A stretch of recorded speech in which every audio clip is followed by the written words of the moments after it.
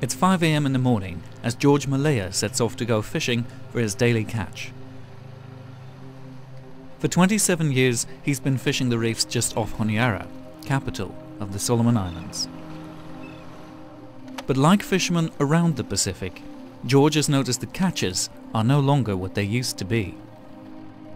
Before we catch fish here, but now fish is a bit less to come in here, and it's not like before.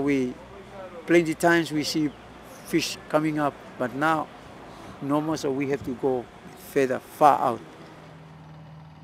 And it's further out to sea that the cause for the declining catches can be found. These days, a huge fleet of foreign industrial fishing vessels plies the Pacific, catching tuna to feed insatiable markets in Asia, Europe and the US. The Pacific is among the world's last relatively healthy fishing grounds and provides over 50% of the global canned tuna. But in this $3 billion industry, most of the money is made outside of the region.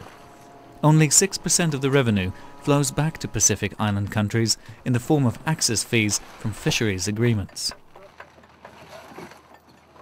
But the Solomon Islands government intends to break this pattern and take control over the tuna in its own waters. To me, I think the future of Solomon Islands as well as the Pacific region lies in its oceans and the resources in there. So through the tuna resources, I think Pacific Island nations command respect. They also control this resource.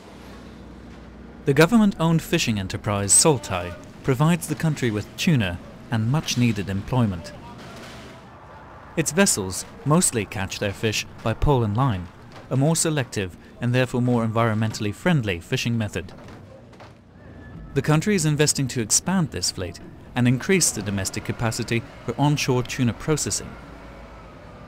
At the same time, the plans call to restrict the number of licenses for foreign vessels to fish in the country's territorial waters. It's a bold and ambitious approach for a country which has always depended heavily on foreign aid and fisheries access fees and is currently negotiating trade agreements with partners such as the European Union. I think this new policy to more and more and then completely do our own thing as our industry comes will be making us more independent of the aid that we're getting now. Yeah? I think we will be putting us towards to a point where we achieve self-determination. But for the time being, Honiara's port is still full of foreign fishing vessels that transship their catches, taking the tuna and the profits elsewhere. The combined harvest of both licensed and illegal vessels operating in the Pacific have caused a sharp decline in certain tuna stocks. In order to prevent a looming catastrophe, drastic and concerted measures are required, according to environmental organization Greenpeace. If tuna is to run out in the Pacific, it will have a major impact on economies, the environment and food security. This is why it is very important for Pacific Island country leaders to work together in solidarity to decrease fishing and to negotiate fair fisheries agreements with their foreign fishing partners. While George Malaya motors his small catch back to shore, others have given up fishing and are buying fish discards off the vessels in port.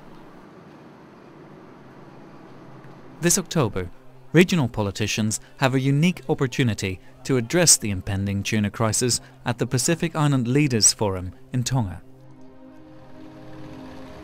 George's future and that of fishermen around the region depend on their decisions for a fair and sustainable management of tuna in the Pacific.